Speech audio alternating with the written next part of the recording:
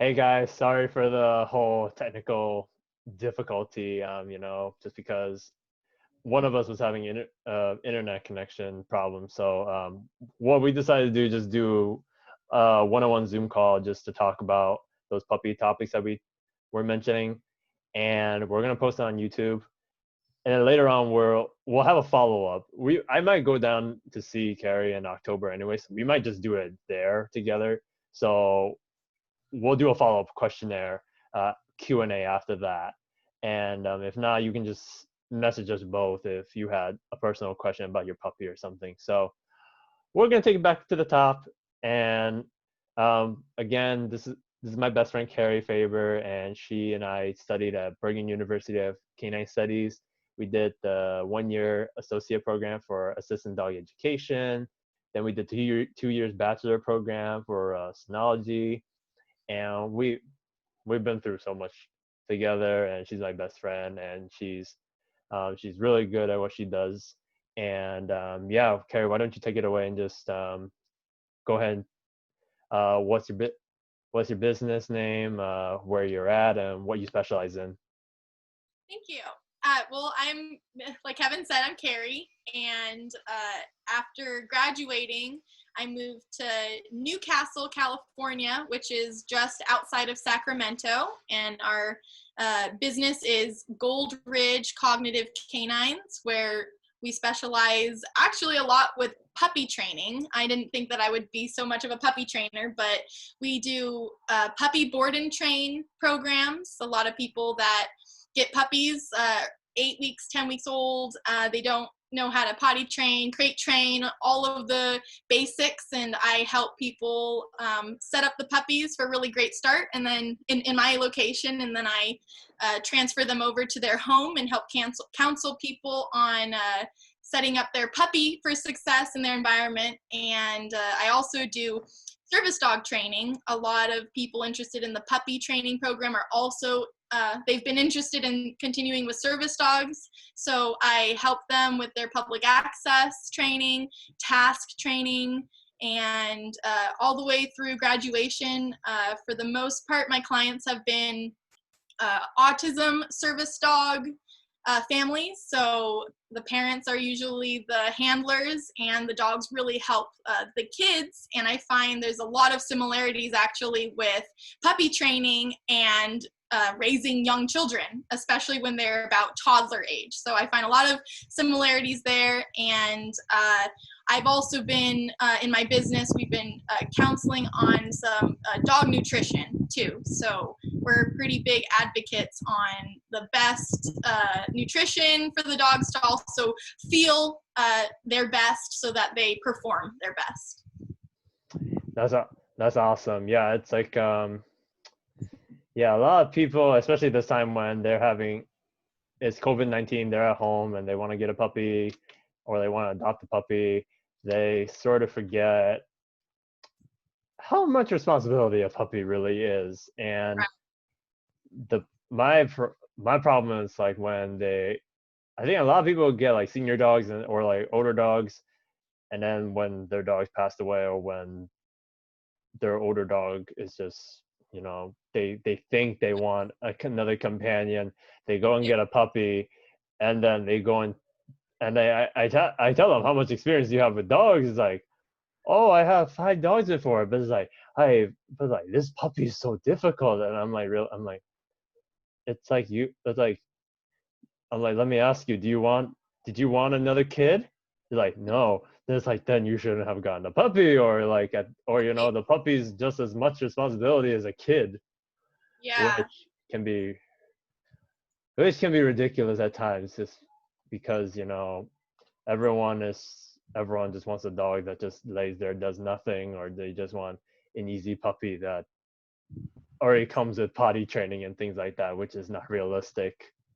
Right. Yeah, I do think a lot of new owners that their expectations are just a little too high, that it sets everything else off, just a little bit up for failure, because they're not being as fair to the puppies. A lot of it is, with potty training, it's helpful to know how much developed their bladder is. You know, if they are getting a little bit older, they're able to reach the counters, they are going to try to counter serve. There's all of these things that are actually pretty predictable that a puppy is going to, you know, misbehave. And people that aren't prepared for it then are like so taken aback, like, oh, I don't remember my last puppy doing this. And they'll often compare them with, you know, their puppy they had 10 years ago that they forgot how, you know, it took 6 months to not potty in the house, or perhaps, you know, they got into the trash all the time, but now that they're an adult, you know, they haven't done it for a few years and people forget. So I think,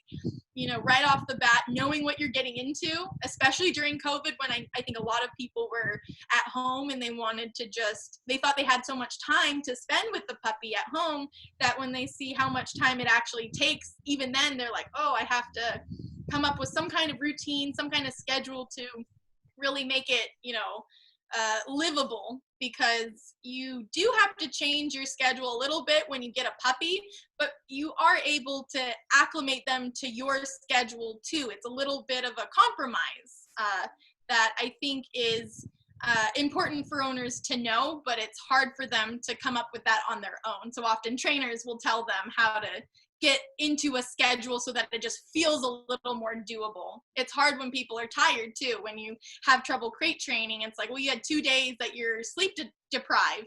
You don't have as much patience for the puppy that is jumping up on, you know, the counter or something, or people. Yeah, I mean, at this point, it's like if you're gonna be sleep deprived when you have a baby, Right. you should expect that with a puppy. And you know, I think a lot of people watch a lot of movies like Beethoven, Air Buddy, or like when they Oh, get the puppy, and I think they cookie cutter all the responsible things that they should do, and it's just like they're like, oh, that's all I have to do is that, that's fine, and then they get it, right. they're like, oh, this is too much. Um, Yeah. They're a lot of work. they're a lot of work. So I mean, I've never had this many puppy clients since actually for a long time now. Now it's like puppies here and there, and I'm sure in your area you have a bunch right now that could really benefit from training, or just help basically, because there's so many common issues like potty training, like you said, chewing on different like furniture and objects, and biting family members, and then jumping, and then just along with everything else like barking and whining, all that. So Yeah. it's pretty common right now that everyone's just all now it's like dealing with the pandemic of puppies right now at this point. Yeah, there's definitely been quite a wave. And I think part of that too, a lot of people are getting puppies and there's not as many group classes open. So people are just keeping them home. Plus with COVID, it's just like, oh, we're not going to really go out. Then the puppies haven't had their shots. So there's so many things that are kind of promoting to keep the puppy inside, when that's the worst thing you can do is hold them up and, you know, just be in your house for 4 weeks of the puppy's initial life, where then they don't have that socializing that they Yep. need. And something I'm trying to create more is an environment that, you know, is nice and open outside, where we can have really structured puppy socials and training, so that you can most of the time work separately on a leash. They can learn how to behave when there's other activities going on, other dogs, other puppies, and then have very short sessions of, okay, let's interact and learn about some of that puppy body language, like how to set them up for other situations, and just having the puppy experience different things in, again, a very structured and comfortable environment, such as a trainer setting that up. I think that's really important, because often people have puppies, they just want to find a friend that has a puppy and it's like, oh, let's just have them play, or we'll just set up meetings of, you know, a group of people at maybe a dog park and just have them interact, and that's going to be, you know, it'll teach the puppy how to play. And I think often, you know, people don't realize how much more again structured the either play session should be, or any interactions with other dogs and other humans too. I mean, making sure it's so important to have puppies greet a variety of people, you know, men, women, short, tall, but also make sure that they don't jump on people. So you got to tell the people how to interact with your puppy. And I find a lot of clients almost have, you know, it takes them a little while to feel comfortable to tell the public how to interact with their dogs or with their puppies, or if people want to say hi and it's not the best time for it, you know, telling people it's okay to say my puppy's in training, you know, I'm sorry, thank you for your interest, you know, but please don't pet my puppy at this time, because a lot of it is you want the puppy to go out and about and experience, but also be well behaved. So it's, you know, it's a daunting task really to take in a little puppy that you have to create into proper adults to live into our lifestyle. So I think people don't really think about them as an adult too. Yeah, you know, you brought a really good point when it came to like socializing, because I think right now a lot of people are under socializing their dogs, and everyone's so nervous just about bringing their puppies outside because they don't want to get sick, or they're just paranoid that their puppy's gonna get COVID, and which was like only like maybe one case, and that was like it. I haven't heard any reports after that. But you know, with normally people, I mean, when it comes to clients, they either over socialize their dog and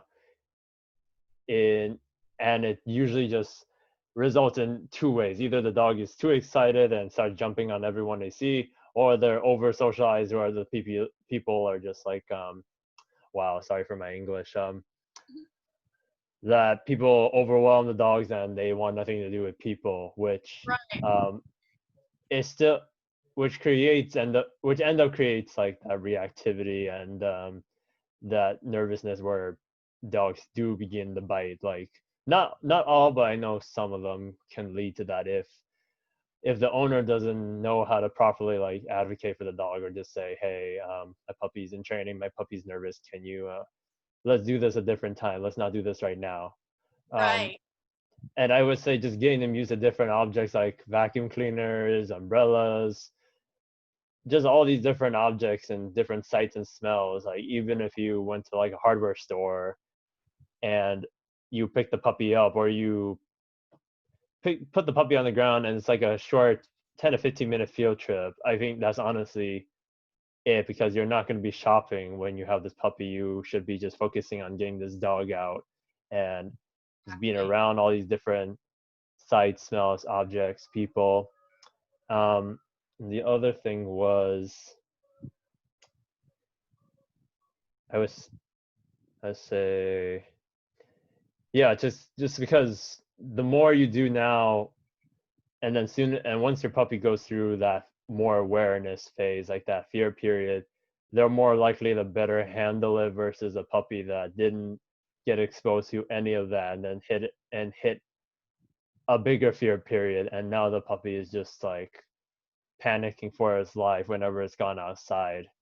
And then it's just, there's just so much more to it, and people just think just socializing their dogs with other dogs and people, and they think that socialization, which is only just a quarter of what is considered socialization for puppies.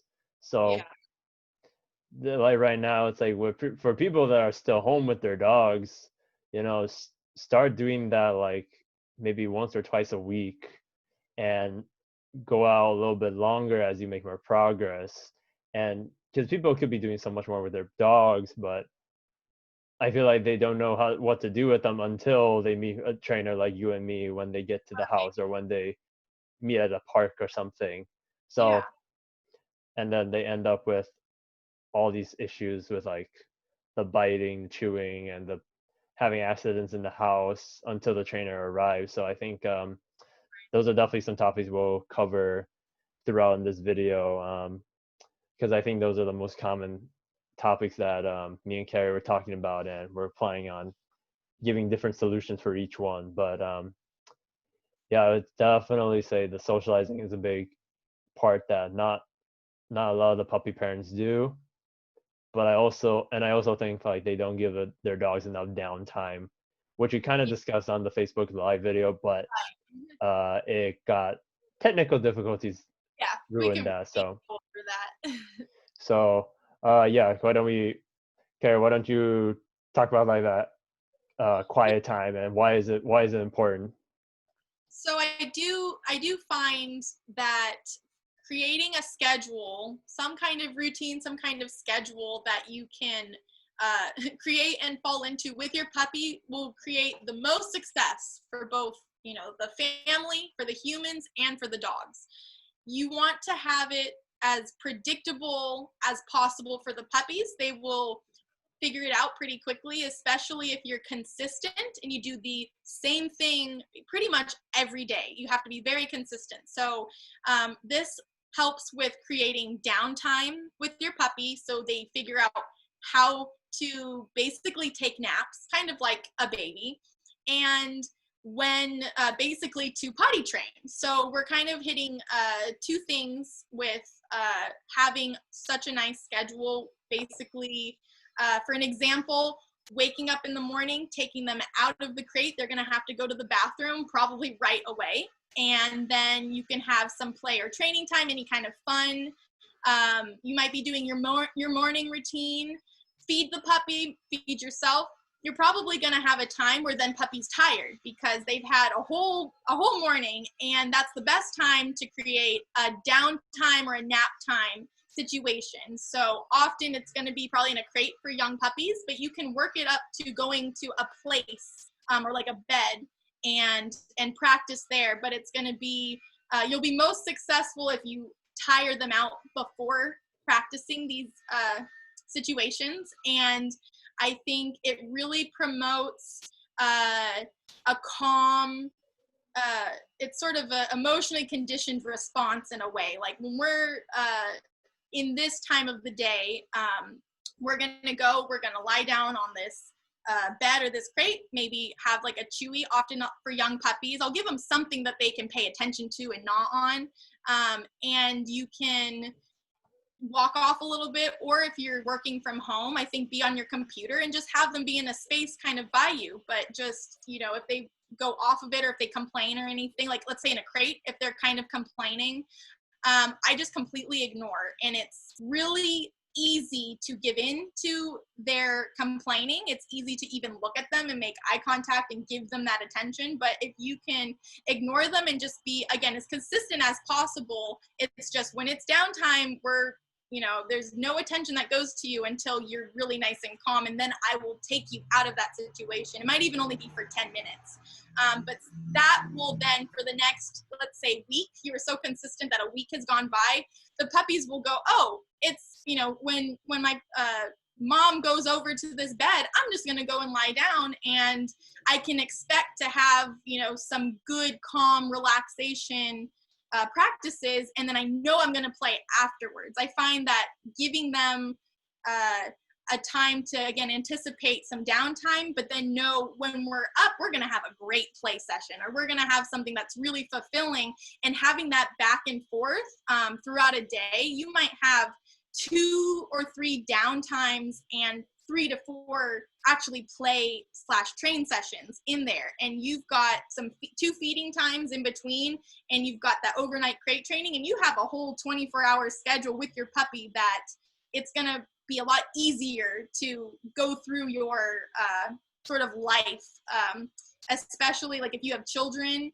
I think it's really great to have downtime for the puppies. The kids might, always want to play with the puppy or just want to play at inopportune times. I think a lot of nipping. I've had clients ask me about, the puppy is actually nipping at them, trying to grab their sleeves, trying to grab their pant legs, and kind of incessant about it. And they probably are overstimulated. They might have been awake too long, where they also are hard to get off of that. I find people, they're like trying to redirect, because I tell them grab some treats, maybe put them on a leash and just get their attention and go away from that really exciting stimulus, try to, I call them pop training sessions, almost like a pop quiz. It's like, oh, if you're misbehaving, you're grabbing a shoe, you're doing something bad, let's just try to interrupt it quickly and give you something else that, works your mind, and then move on to something else. So that could be getting their attention, and then, okay, now we're going to have a nice calm nap time. Basically, let's just have,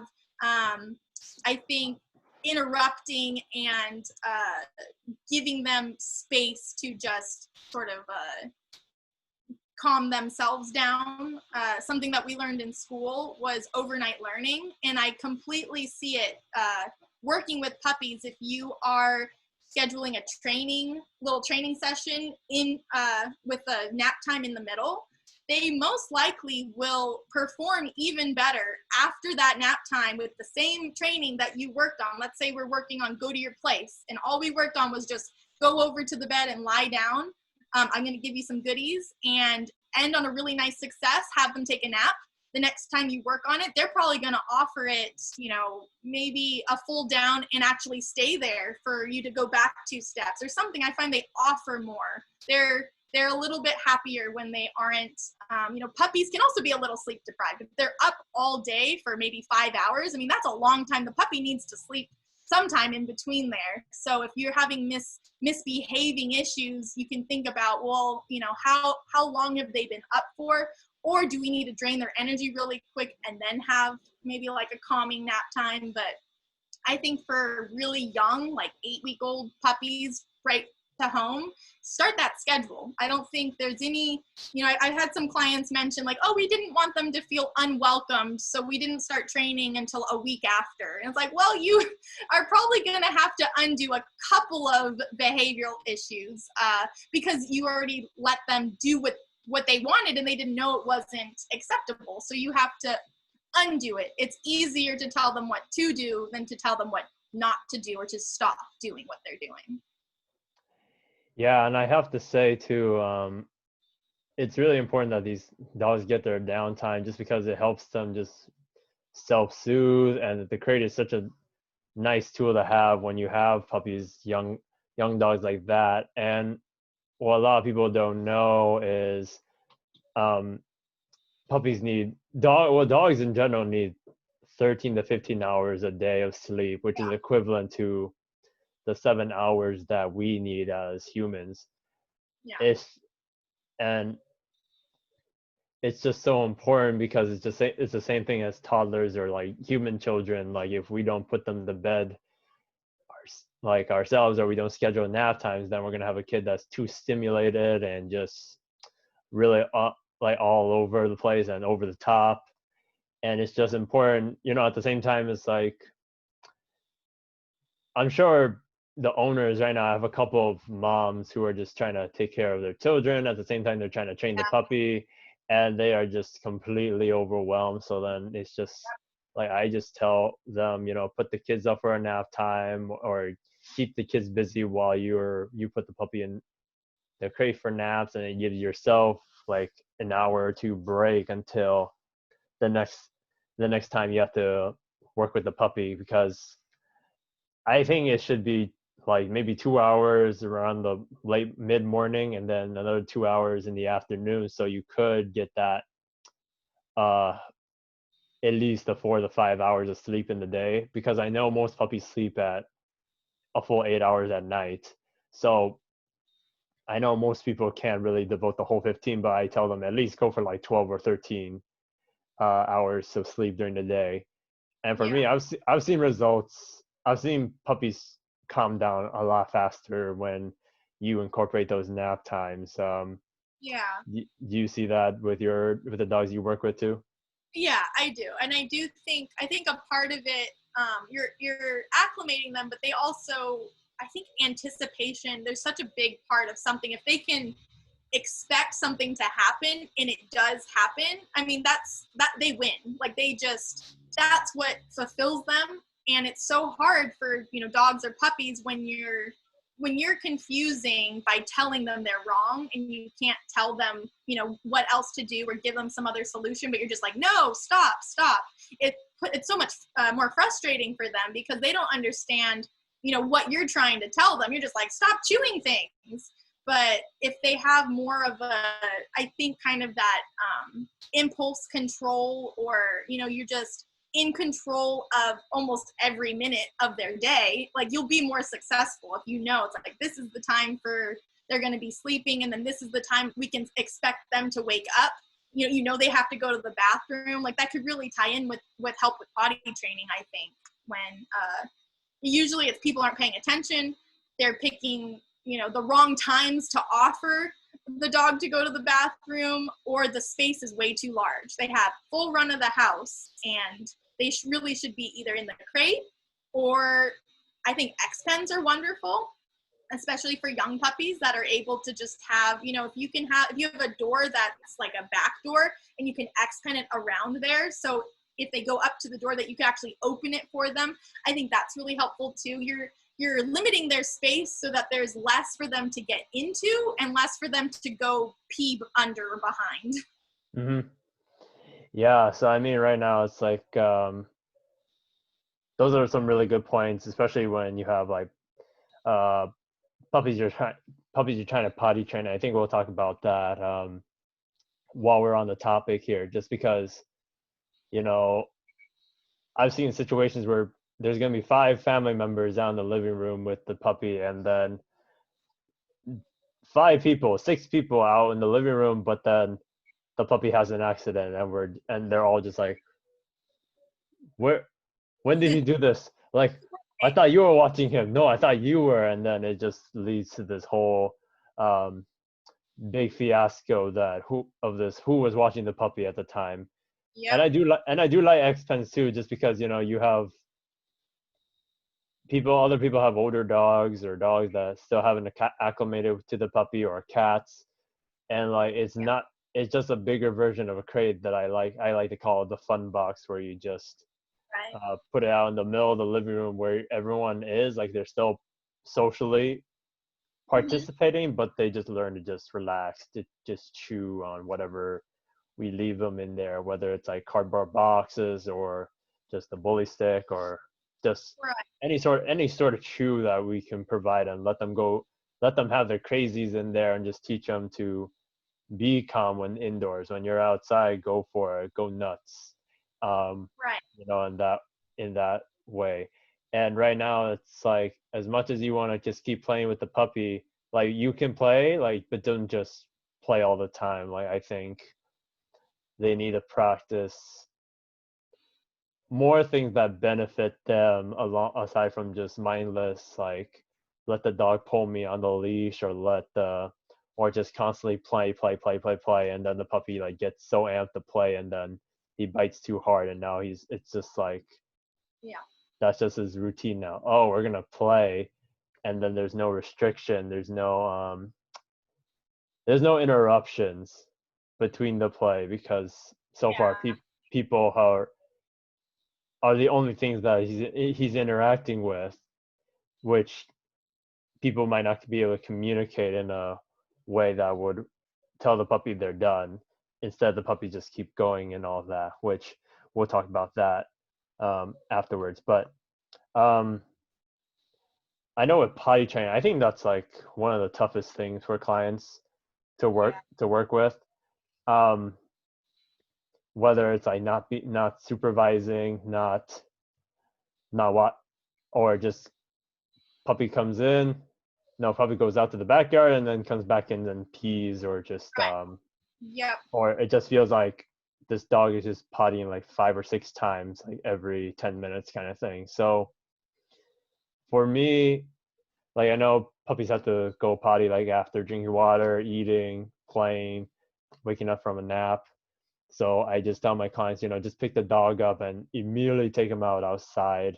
I don't usually suggest potty pads unless it's like snowing or raining, or like the world is on fire or something, where you really need to let this puppy go out in the house, because I don't want to confuse the puppy that the dog can potty in the house and is acceptable. I want the dog to just learn, okay, when it goes outside, that's where it should pee or poop.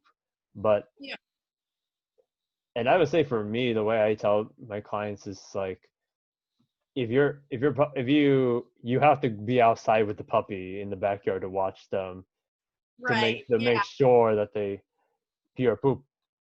If they did, okay, they get another 30 or 40 minutes just Mhm. being out with everybody, and then you can play, you can do all that. But if they don't, either this puppy should be on a leash with you, or have Yep. them in a crate, or have them in their X pen, or have some restrict that freedom. Like the puppy doesn't get freedom when it didn't potty, Yep. and so like you have to keep that consistent until the puppy learns. And I remember that trick you told me about the leaving the water bowl outside. So I definitely want you to mention that Yeah. for all the clients. But um, so far that's my go-to thing when it comes to like potty training and just scheduling, and just like if you're not watching the puppy, just put him up. If the puppy didn't go potty and comes back inside, put him up. If he does it consecutively, it's like okay, cool. They can walk around, and then they get to earn that freedom. And when they do have accidents, you can't really do much. I mean, you could disrupt it and pick them up and throw them Right. outside, bring them outside. But if you It's already too find, late. if you find an accident that's like 30 minutes after the fact, then I'm like, okay, I just gotta clean it up. I gotta suck it up and then just watch them again. Um, and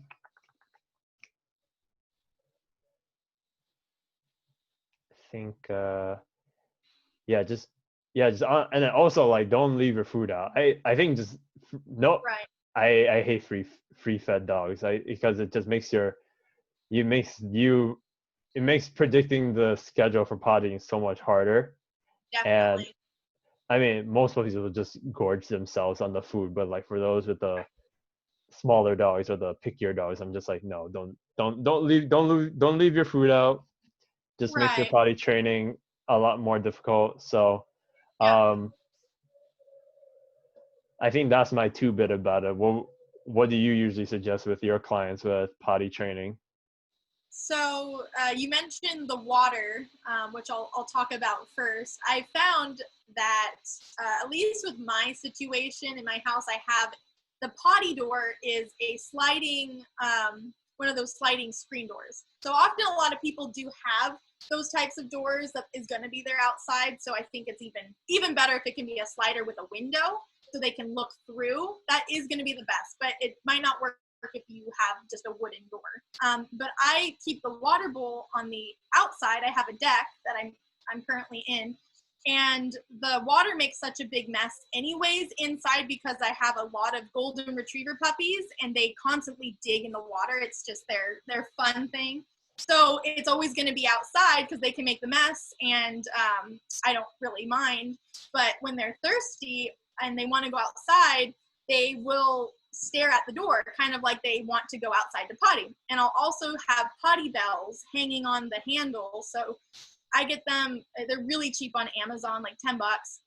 It looks like a leash, and then there's just bells on it, and it hooks really easily. And so I'll utilize the bells and perhaps the water outside, and anything that the puppy will learn whenever they go to the door and they're either staring or making that jingle bell sound, the door will open.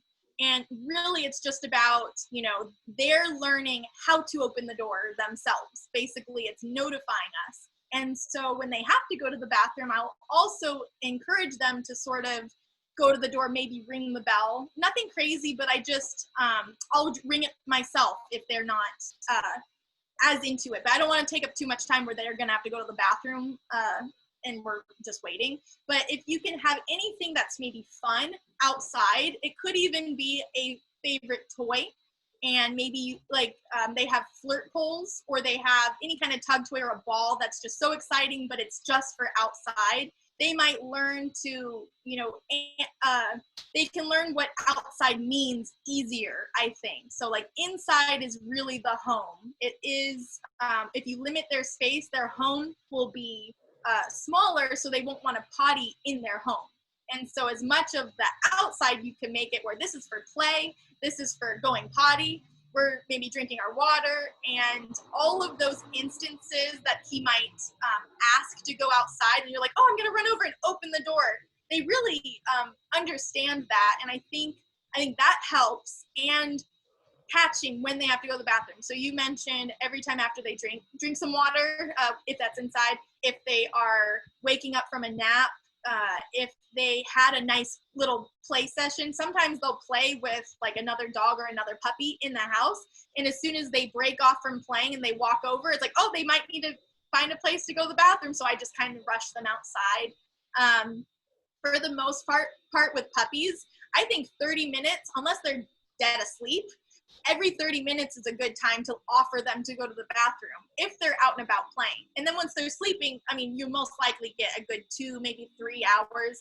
I've had 4-hour naps where the puppy, was so nice and tired that as long as they were still sleeping, I wasn't gonna wake it up. So, and I think Right. that's a lot. Don't wake up when you need. Don't wake up unless you really need to. Definitely. I've even had some people go like, oh, it's been an hour, I need to take the puppy out, and they wake up the puppy to take him potty. It's like, well, he's sleeping, it's perfect, just wait until he wakes up. So I think a lot of it is setting up your situation. So inside, it could be having a crate and an X-Fen that helps give it more space, so that when puppy doesn't go potty, you can put them there for a little bit. Maybe for 5-10 minutes and then offer again. But definitely, or the leash, but don't let them just have full range of the house.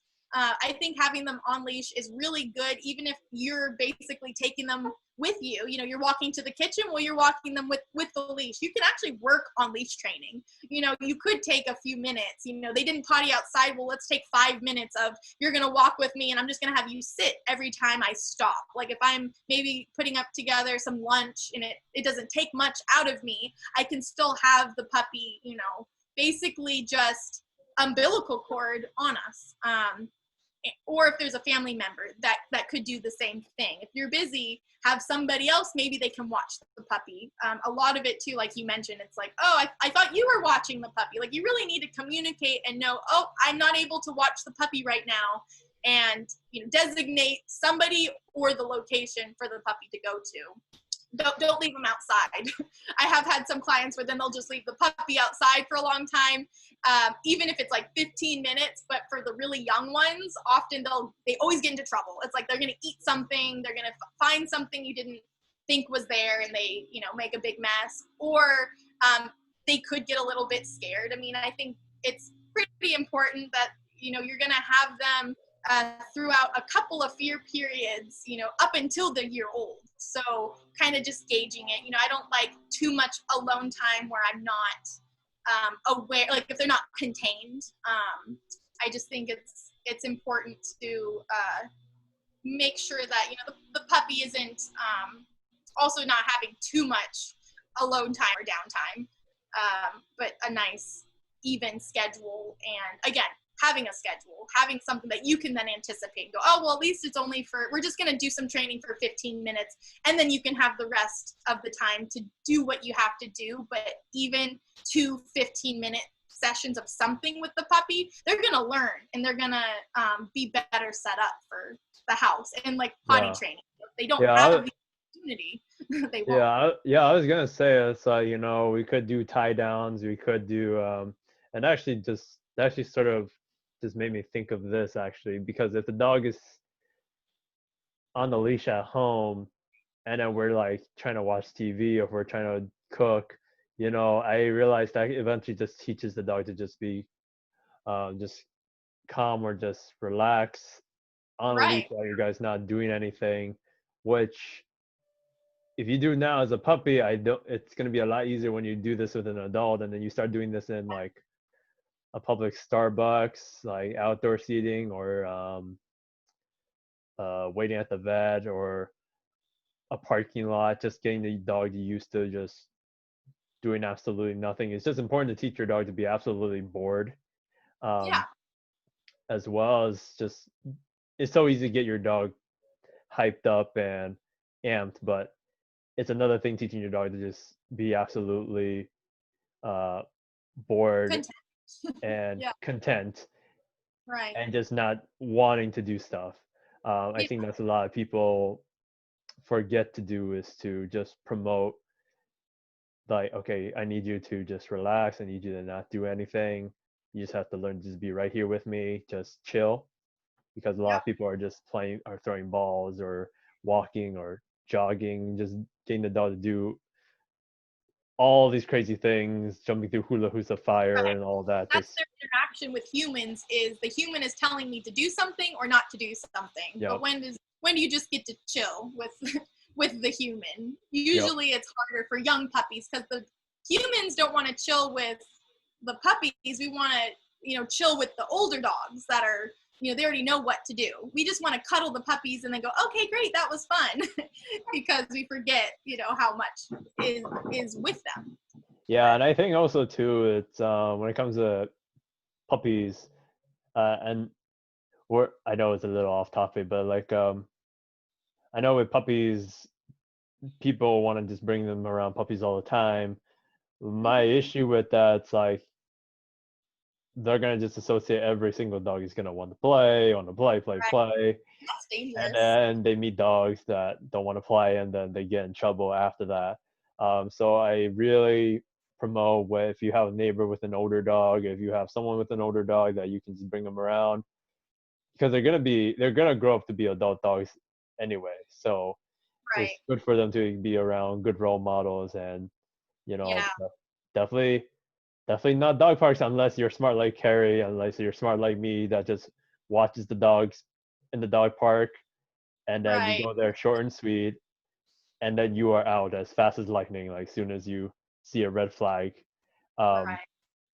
you have to, or even just find people that have dogs and have them come over to your property, or rent somewhere private that you and your dogs can coexist peacefully, I would say. Yeah. Um, but yeah, potty training is definitely not a 2 week process. It is definitely several months. And then Carrie, how would, like, someone asked me this the other day, and I wanted to ask you, how do you know when your dog or the puppy is fully house trained? Like, what do you see that, how do you tell them, oh yeah, your dog's potty trained now? Or Right. I mean, because the puppy has to earn your trust. And I do think that's probably a pretty slow process.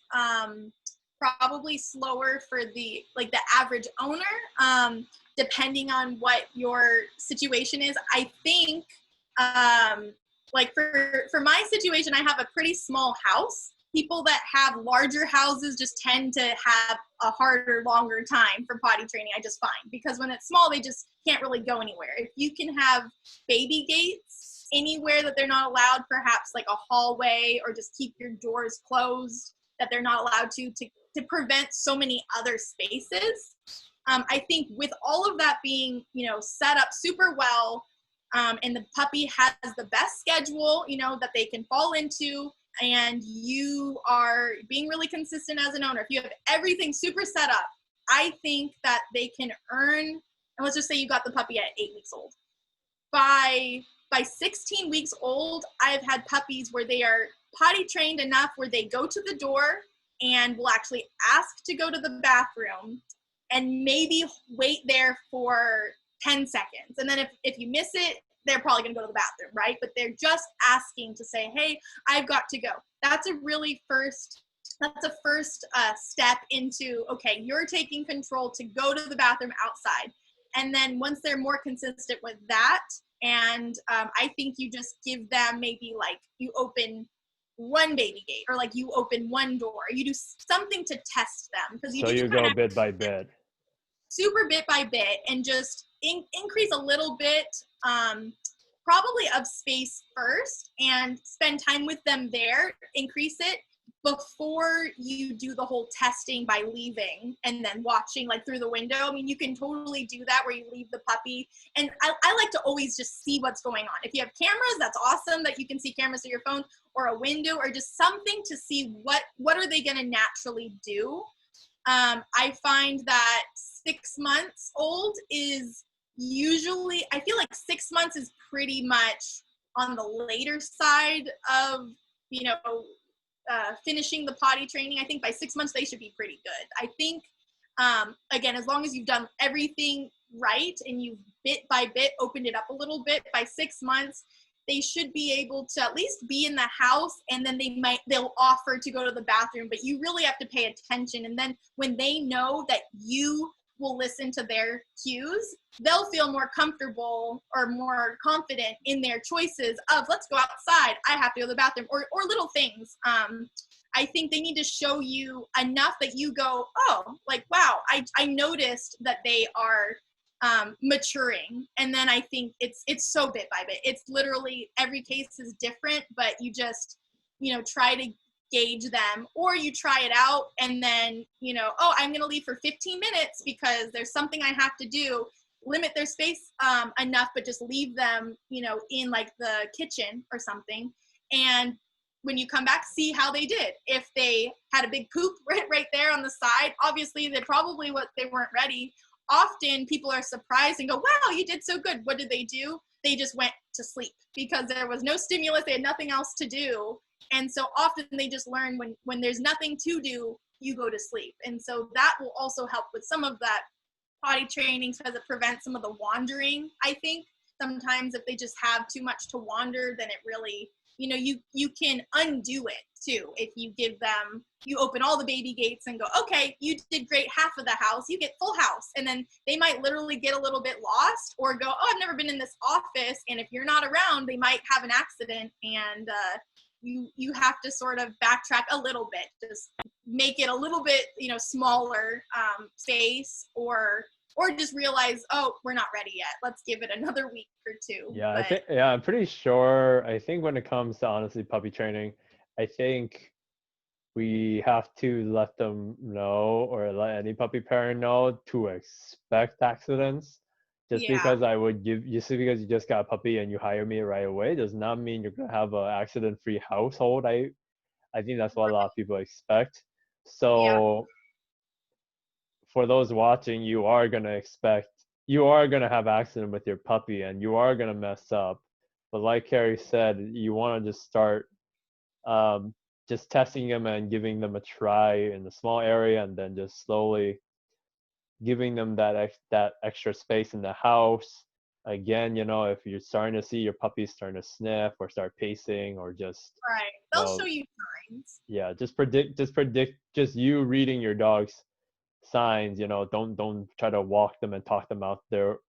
Don't try to walk or talk them all the way to your door. Honestly, just pick your puppy up and then just take them, or just take them out of the backyard. Oh, that's the thing I was gonna say was, we just throw the puppies outside, and then we want a break or something, and then they want to be inside with us, and they might consider that as a punishment, so they might not necessarily want to go out. So that's why I'm thinking, go play with the dog, go hang out with the puppy, go walk around the backyard, and eventually the more you make your puppy move, the more likely your dog's going to go eliminate it. And then, and then, like, as soon as they potty, don't go in the house right away. Just go ahead and just play with them, hang out with them, and then you go ahead and bring them outside, like, after that, so they can go sleep or they can just hang out.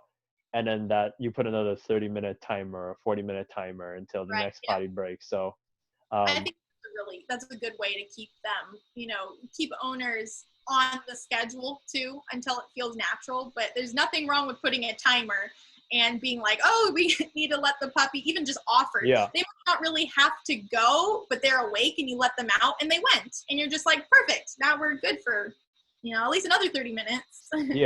Yeah, and unless the dog's sleeping, like you said, then I'm just like, let puppies sleep, because you won't have an opportunity while they're awake. So get it done while they're sleeping. And I do find value in actually putting a cue to going potty. So literally saying like, go potty, or better hurry, or do your business, or anything that is a cue for them. We do that for the service dogs. And I think for pet dogs, it's just as helpful.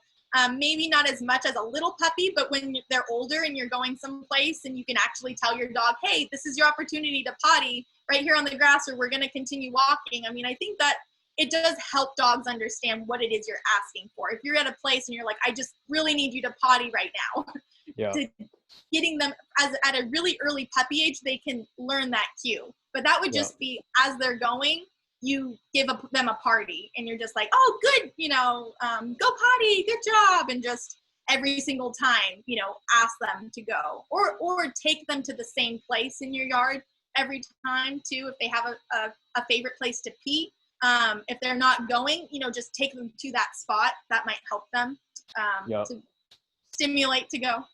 Yeah.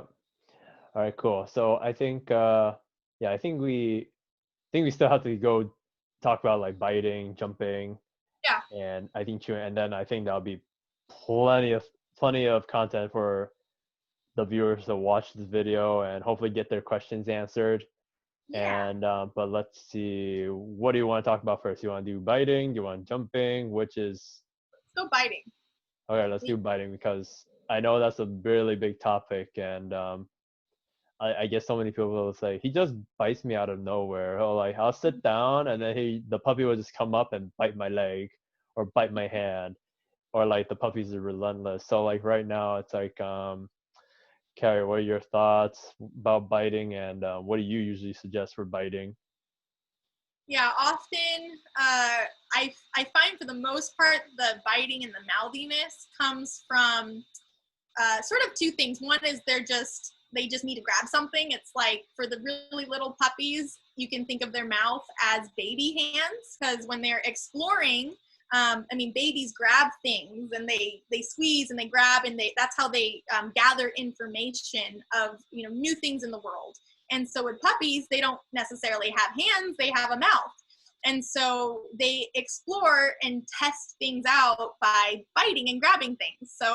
And the most intriguing things really are hands because we have food in them. Sometimes we have toys in them. We pet them. And for whatever reason, we like to pet over the head and all over their face. And that's really enticing for them. So I think part of it is you have to know that it's natural for puppies to want something in their mouth. And then two, they could also get past that stage. They're an older puppy. They know not to bite, but then they're kind of trying it again because it's fun. Like literally they like the response of like, ouch, oh my gosh, that hurts. Because a lot of time people are like, get away. And they want to, this goes with jumping as well, but they want to make the dog stop by putting hands on them or by, manipulating them. So I find being as neutral as possible. It's hard too if like you're tired or you're frustrated, but if you can take a breather, just take a few seconds and again, be as neutral as possible. And if they're going after, let's just say your hands at the moment, you're really going to want to just remove. Like it's literally like no satisfaction out of mouthing because even like two little mouths. And some people actually are like, when they're really young, they're like, oh, that's so cute. But the puppy's gnawing on your hand. So when they're 2 weeks older, that gnawing hurts. And then you're like, oh, why are you doing this? So part of it is really, any kind of mouthing, I just completely remove. It's like unacceptable in a way. I think more helpful if you're going to put some kind of corrective noise to it. And I say noise more than word. I think more of like an ouch, like kind of a hard, like it hurt you. I mean, not high pitch like a squeak, but just like like I don't like that, kind of a gruff. And removing quickly often gets the puppies to go, whoa, like what happened? It was more sudden. Yeah, well, it's like the same thing with like litter mates and like how older dogs tell the other puppies like they bit too hard. It never looks like. It doesn't always look too friendly or like ouch. Is always just like bleh, and then the puppy say, "Oh, I get it now. I get it." Yeah, you're like, oh, well, the That's puppy important. learned. At least they figured it out, and it is kind of the same thing. You're just like, no, like you want it to be a sudden stop. But then the other thing is, I like to just find something for them. You're probably going to need to redirect them onto an appropriate item. It's not all of the time that works, but for the most part, getting some toy and just putting it in their mouth, they have something that they can chew, and then you can maybe greet them. A lot of puppies like sleeves. They want pant sleeves or they want your shirt sleeves. So if you give them a toy, sometimes that is something for them to hold on to and they'll interact.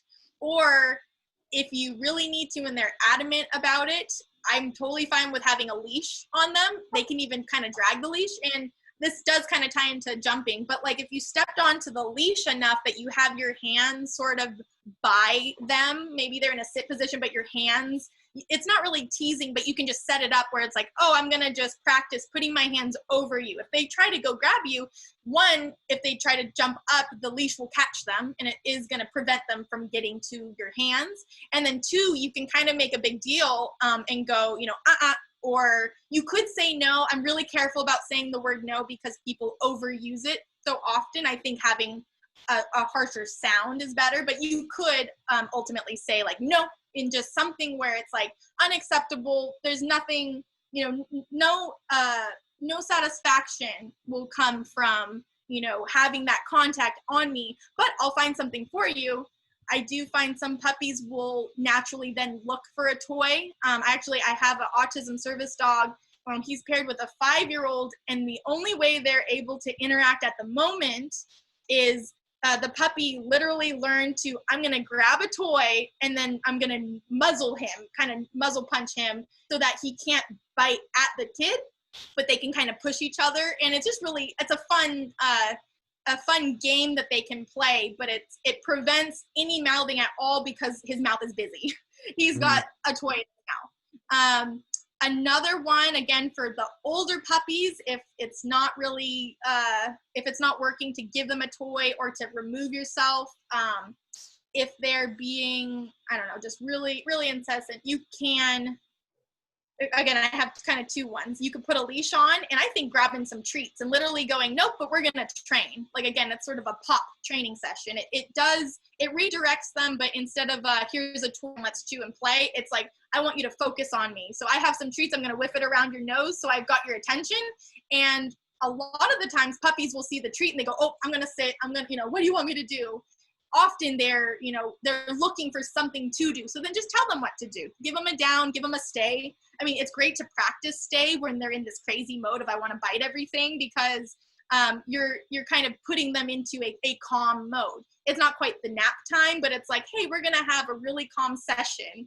And if they're just being crazy, you can have the leash and you can just wait. Sometimes I'll even have like almost a puppy timeout, but it's like I have the leash out so you just can't get to me and bite me, and we're going to hold for 2 seconds until you realize and maybe sit and they go, oh, there's nothing I can do, nothing I can bite. And then you go, oh, good job, and give them, some pets and then redirect them to do something. But I find when they're in that mode of like I'm biting or I'm, jumping perhaps, they just need to be interrupted, but not with emotion. Because if you interrupt them with emotion or you're a little frustrated, they feel that, and either they're going to like it and go, ooh, like I got that rise out of her, or they're not going to like it and it'll be scary for them.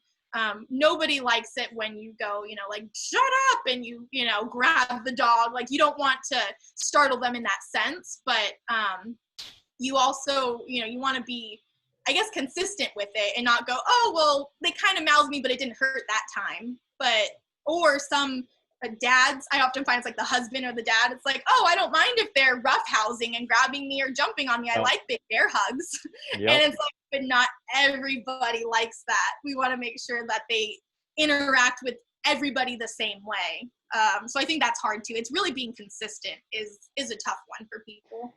Yeah, I would say, I think the important thing that I would probably tell a lot of puppy owners, and I don't know, like, do you tell them to set the situation up, or do you wait for it to actually happen?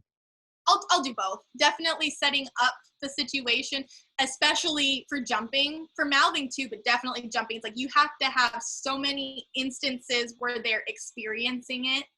And I think if you're prepared for it, that's the best. So if you're, that the puppy's going to misbehave, that's the best. And then when you're caught off guard and it's like, oh, this is happening. And then both. If it's happening, you can go, okay, let's everybody stop what you're doing. We're going to take these 2 minutes to practice. Maybe if they're mouthing and you remove yourself and you're like, nope, that's unacceptable. Maybe, again, practice just a couple of times. And when they don't go for it, if you're like, nope, and then they sit back and they're like, looking at you of what else should I do? Take the time to reward when they're doing the right thing. I think that's also something that owners forget to tell them, oh, yeah, that's exactly what I wanted. Again, apparently I want to talk about jumping right now, but when they're jumping up, it's the same thing. It's always off.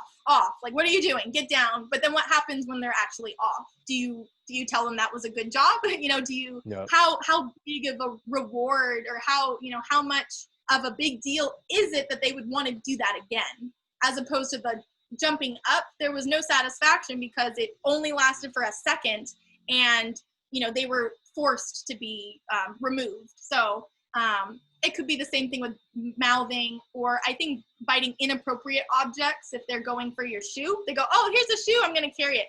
They just think it's a toy. They can easily learn that shoes are not toys if every single time you just go pretty neutrally and just, nope, you just take the shoe away and just give them what's appropriate. And every single time, if they grab a shoe and it's taken away and something appropriate's given, they will learn what is an appropriate toy, because they can discriminate unless you have a toy that has like rubber on the bottom and some straps. Yeah. I have found one, and then I was like, okay, we're not using this, it's just like a shoe. So Yeah, I mean, sometimes too I can see where puppies take advantage of that, and they say the only time I get attention is when I get the shoe or when I steal this object. Right. So That is true. I would say at that point, you should, if your dog is getting shoes at least like 5 times or so, I probably would say you should puppy proof a lot better. I think you should just Move keep your them. shoes. Yeah, probably should keep them off of off Yep. of the things like anything that's the same level as the pups. Usually, what I would usually say, and I thought I was very experienced with puppies, but apparently I'm not. But is they want to be with us all the time. They want to interact with us all the time. I just make it where if like, okay, if you bite me, I'm going to disappear and you don't get to follow me. And I just tell them, go to the bathroom, go to the bedroom, Yeah, that's and a good one. then come back and just interact with them again. I was going to also say, practice getting them excited. And then when they're like this close to mouthing or like get too excited, just asking for a sit or just like, hey, Right. it's like, hey, relax, and then good boy, either give a treat or we'll play again. And Yeah. then like as soon as they put mouths on my hand or limbs, that's where I go, nope, turn around, I'm just not gonna interact with you. Then we try it again, because you can remove yourself, because right now it's like they want to be with you all the time. You Yeah. can use like I think it's negative punishment, right? Negative punishment where you take something away to deter the behavior. So like for me, I'll just remove myself or I'll stop the interaction, and they want to keep interacting. So I'll tell them, okay, you have to put time in where you say either I'm going to go to the bathroom when you bite me, or you're going to go outside. You're going to go in the bathroom yourself. You're going to have a timeout. So Yep. then it just lets you know, okay, this is not socially acceptable, but this is. Yeah. So again, it's like the jumping and the biting. You're gonna have to be consistent, because they're just testing the waters. They're really just testing what they can do, what they can't do, and they're gonna be doing that all the time. The same thing is like kids. They're gonna be pushing your buttons like 24/7. And again, if you're seeing excessive biting or jumping, I probably suggest putting them up in their crate and giving them something to chew on, and let them have that nap time, because it probably is a symptom of the lack of sleep. And Yep. so I think that hopefully for you guys that are watching that are struggling with the puppy biting, I think definitely taking these tips into consideration would be really helpful for you guys. And if you're struggling yourself, I would probably just, instead of just watching this video over and over again, I probably just have you just go hire a trainer and just get them to work personally. Like right now, if you're in Santa Rosa, I can help. If you're in Sacramento, if you're in Auburn, Carrie can help, So it's Yep. just, I mean, we're all human. If you're a first time dog owner, you can only learn so much. You can only do so much by yourself. So, that, just know you're going to be a chew toy for the first few weeks to months, until you start setting the situation up better for you and your pup. Yeah. But yeah, okay, so I know you're in the mood to talk about jumping, so Apparently. what so go ahead and like, what would you suggest for jumping? So, I mean, it is pretty similar to the biting because a lot of it is just trying to get your attention. And often puppies, when they like their attention the most, up at our faces. So that's where they're trying to get up most of the time. Also for just newcomers, there's new people coming in the door. It's like, oh, I want to greet. And they're just very inappropriate. And I find that if you can set up the situation, probably more than it just happening and you have to deal with the jumping, but set it up where the person who's gonna, greet the puppy can, and which is what I do, is move every time that the puppy is jumping, and just like you mentioned, removing yourself. I will even cross my arms and like give my back to them so that they don't even get to see my face. And then when the puppy, let's just say the client has the puppy and we're keeping a sit position, every time that I look back at the puppy, maybe take a step forward, maybe bend down. Anytime the puppy jumps up, I just go completely back to I'm ignoring. And I think only 2, 3, maybe 4 repetitions of that, I can then go to the puppy and pet, because they learn really quickly. It's like, oh, when I get excited, it stops. When I get excited, it's like she goes away. So for greeting people, you really need to set up so many situations for them to realize they're not going to get attention from anybody during that excited state. They have to be in a calm state. And sometimes I find with the really excited puppies, you might literally have them kind of stand between your legs and you have your hands on their shoulders, kind of like right here, and just you can make them stay in a sit if they just can't handle it, because sometimes they're just so excited they have to get up and they really want to see. But if you can have any instance, I have actually a golden that we were working on. She's a 5-month-old golden, and she's just so excited. She vibrates. She can't contain her excitement. So we're just holding her and then getting to the point where then she can get pet, where they place their hands off of her just a little bit, and then they can reward her after. So you could, either with praise or some treats, but anything that you can then let them know that they did good by all fours on the ground getting attention. When you're in the household and it's just you and they're just jumping up, like if you're up, maybe you're in the kitchen, they jump up on the counter, or they're jumping up on the couch, or they're jumping up any place, often just to see because they want to, have more of an advantage to look. You just have to be consistent. You have to say off. I think off is the best word for it. A lot of people will still say get down, and it's very confusing if they have down to lie down. Yep. So off is the best word. And I actually think it sounds the best as a corrective, because you can be very like off. You can tell them pretty well. And then I say give them a chance. And if they don't comply, which they probably won't at the beginning, just take your finger in their collar or whatever, a leash, and just pull them down. You can do it really easily. Yeah. Yeah, it's funny that we're the more advanced species, but then when we talk to the dogs, we can't put the 2 and 2 together, that we said down means to lay down, and then every time we're just like, we say down when he counters us, and then he doesn't seem to understand. I'm like, well, because you taught that word for a different context instead of this. And then it's like, what would you say? I say off. Oh, that's such a good word. I'm like, why didn't you? It's like you didn't think about this before. It's like, do you not have a dictionary or something? But yeah, right. To get off of a person or off of a counter, I think it makes a lot of sense. Yeah. And I think people, like with that, they just forget that dogs do best with one word for each cue, and they have to sound different. So nothing that sounds to the same. If you have, I think one of them, it was, for crate, like we say, go in your kennel instead of go to your crate, because we'll also say wait, and wait and crate are pretty similar. So it's also just being aware of, what word are we going to put it? Is it going to be confusing for the dog?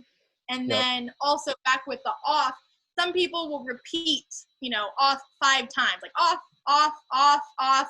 And the dog is or the puppy is gonna learn it doesn't mean anything, because you're repeating this sound and it doesn't have any significance for them, and then you're removing them. There's nothing to pair or associate the word with the behavior. So I think it's just really important to to give them a chance, say off, say it loud, make sure that they hear you, and then follow through.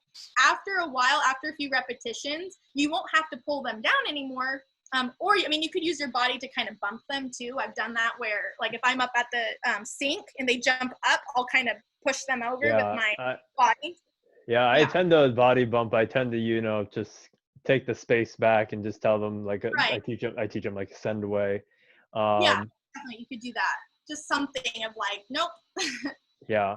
I mean, it's important to tell your dog what you like, but it's important you find a way to communicate that there's some stuff you don't want them to do, whether you do a correction or, well, at least do an appropriate correction, or like you prevent it where they don't practice it as much.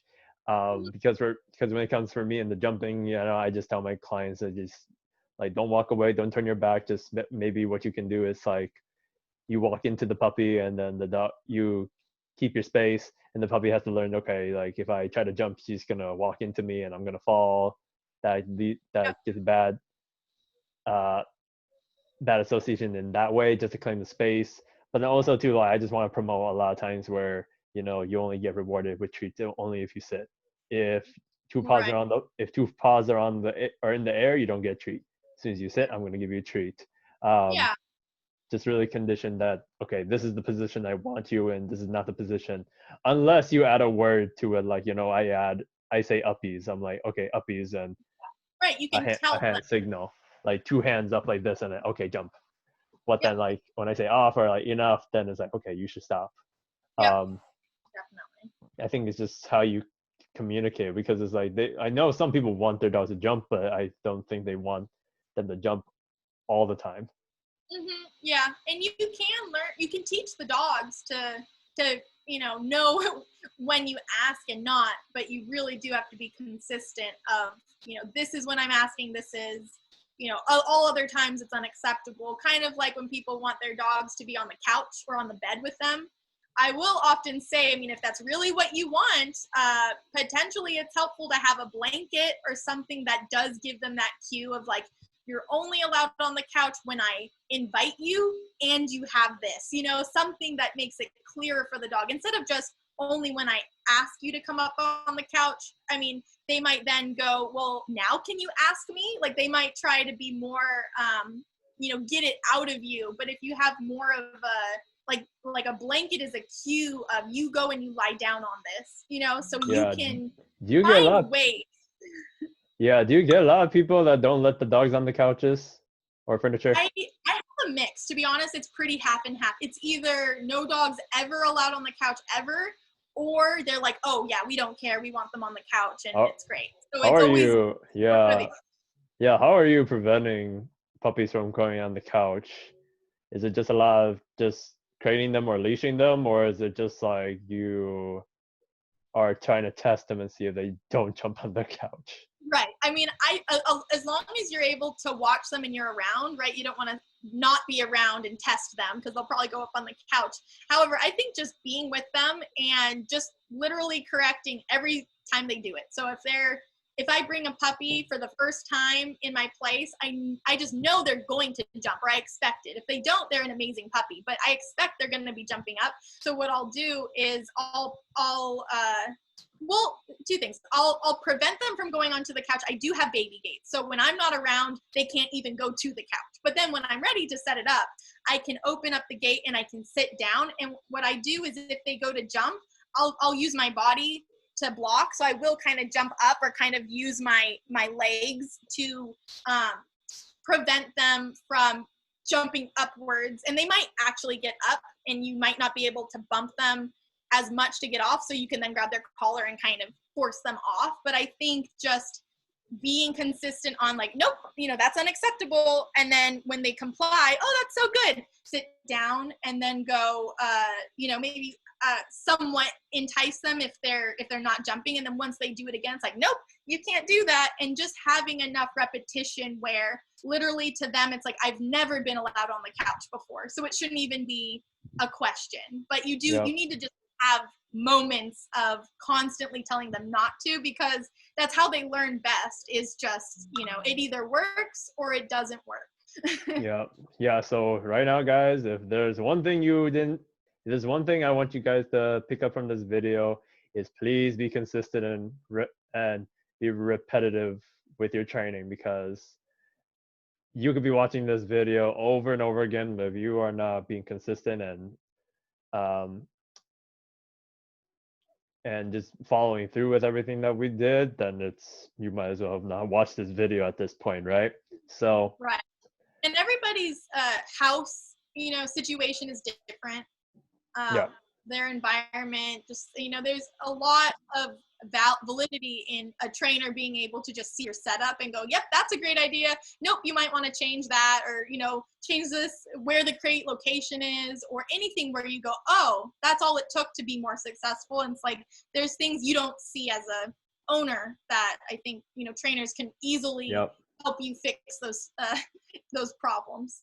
Yeah, and then that's why I decided I want to do this whole Facebook Zoom kind of stream kind of Yeah. idea, just because it's like there might be some things that I suggest that some clients are not sure of or don't think it will work. That's why it's like I want to have at the same as like while I catch up with like fellow dog trainers like yourself, I also want to like pick your brain and then like you give out these ideas and see, and hopefully my clients can learn from this and say, oh, this idea is cool, and if it actually works, cool, we just made the world just a little bit easier with someone's dog. So I think that, Right. I mean, this is why it's so important that you reach out and network with other trainers so they have different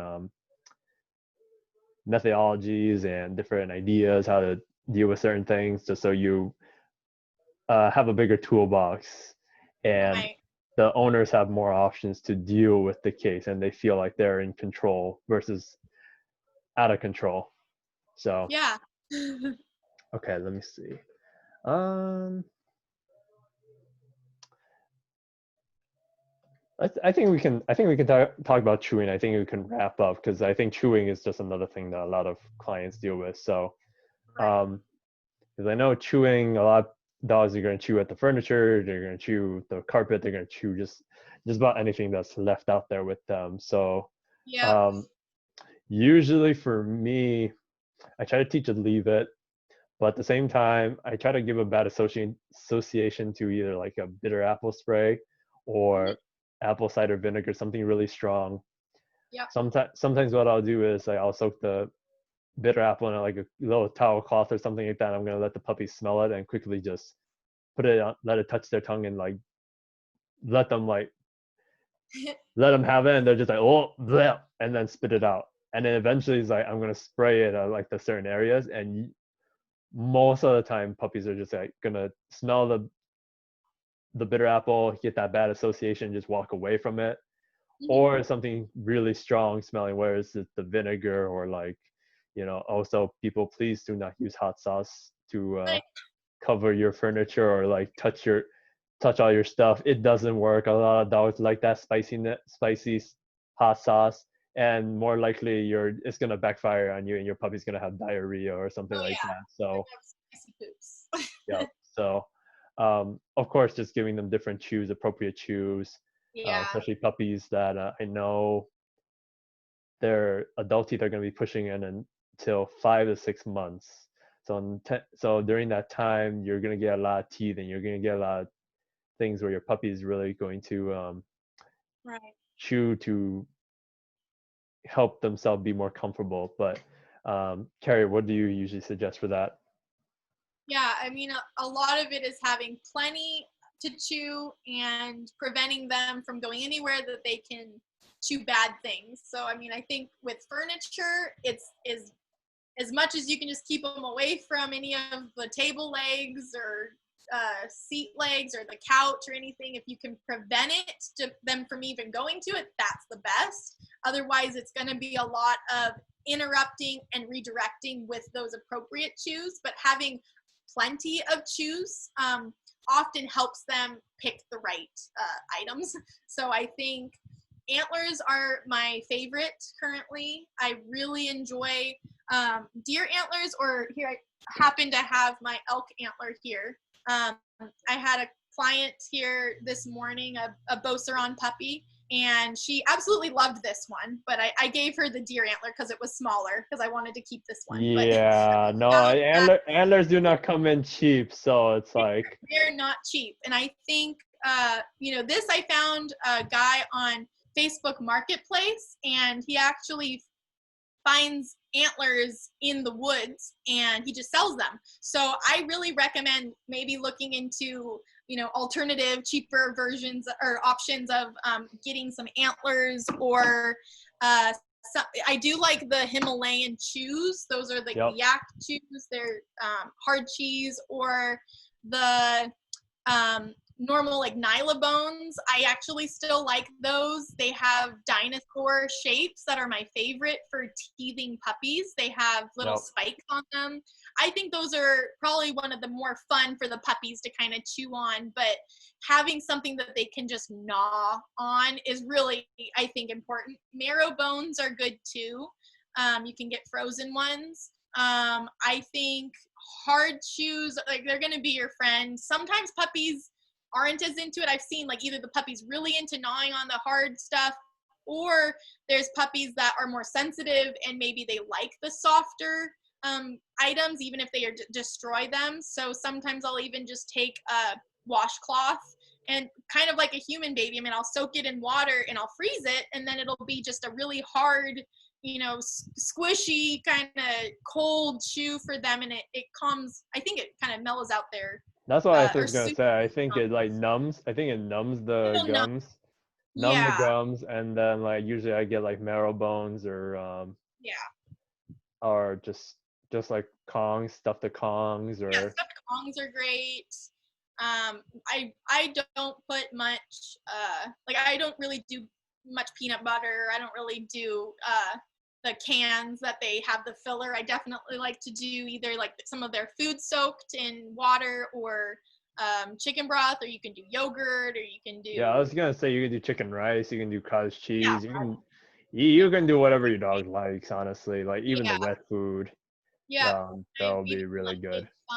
Veggies and stuffed it in, and then froze it, and like you can get creative. Even like some of the veggies I've used, they've been old, like they're wilted, and it's like, oh, maybe I'm not going to use it, but I can totally use it for the dogs. So I think that, looking online for stuffed Kong recipes, they have so many different ideas online. I think it's worth looking for. It's like, just guys, don't start your Kong stuffing them, make it too difficult for your dogs. Otherwise, they're not gonna have the drive to take them out. To start easy, then you slowly stack it up, and then you can start to freeze it. You start to put whatever you want in there, whether it can be the dog's kibble, it can be even wet cat. It can be cat wet. Wow. Cat wet food or something like that, because I know it's so full of protein. It's like, unless your dog is like hella picky about it, maybe you can do that. If they're sensitive or not, but we have a whole nother video on nutrition. Actually, Carrie, there's this one gal, this dog trainer, who's really into introducing nutrition to her dog training. So I definitely gotta let you know when she's gonna be on that. We could even do the Q&A, and we could add nutrition to it as well. So that could be another option. But okay, cool. Well, I think I hope everyone's happy with this video, and after figuring out an alternative to recording this, and hopefully they're happy with or they tried it out and it worked with the puppy tips that we gave them. So come back with questions that we can further answer next time. Yeah, definitely for sure. And I know I like see the chihuahua in the background. I was like, what's that thing in the back? It's just hanging out with me. I know. I heard her meowing like in the first few minutes of the video. That was so funny. So, okay, cool, guys. So again, thank you for those who watch, and the technical issues we will experiment with, and then we'll figure that out. Eventually, we'll get Carrie back with us eventually. But if you know anyone in the Sacramento, Newcastle area, if you know or if you are living there at the moment, you know, if you have a puppy, go hit up Carrie at Golden. Hold on. God, wow, I can't even. I'm so bad. I'm such a bad friend for not remembering Gold Ridge the name. Cognitive Yeah, Canines. Gold Ridge Cognitive Canines. Like, go hit her up. You know, she's got all these awesome programs. She's I got developing a more. private group on Facebook too. That Yeah, you can. Yeah, you can look. You can look that up. Carrie's on Facebook as well. She can invite you to the group as well. yeah, definitely. She. Yeah. Let's give her some puppies to work with, and you know, she's really great, and she's gonna. She's well worth the money. So, um, if you guys have any questions or anything, feel free to reach us either on Facebook or through our websites. And hope you guys enjoy this. And you know, let's all give a big thanks for Carrie for being the first guest the on the huge Facebook interview of many dog trainers. And Carrie, again, thank you so much for joining us and sharing your wealth of knowledge with us. And I think we're gonna make a lot of puppy parents happy just making this video for them.